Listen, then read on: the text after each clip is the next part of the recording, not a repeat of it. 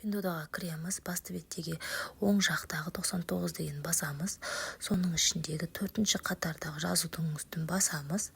Онан кейін оң жақта 47+ деген суреттің үстін басқан кезде мына нағыз магазиндер шығады, ал сатарлар емес, нағыз магазиндер, яғни оның ішінде 50-ден төмен тауарлар болады. Мысалы, осының кез келгеніне кірек, мысалы, осы көйлекті бастық, осының барлығы уже магазиндер. Кез келген үшін ашып қараймыз. Магазинді ашқан кезде төмен жағына түсеміз, магазинге кіреміз оң жақтағы. Кейін ЛЖ деп тұрған неге бассақ, мына 14 тауары бар. Кейін общий комментариясына кіресіз, төмендегі стрелканы бассаңыз, серый деген жоқ, яғни жалбы жоқ. Одан кейін 6 деген цифрды болыпты, нағыз осы товардың живой фотолары. Өзім үшін пайдалы ақпарат, сіздерге де кәдесін жарап қалар.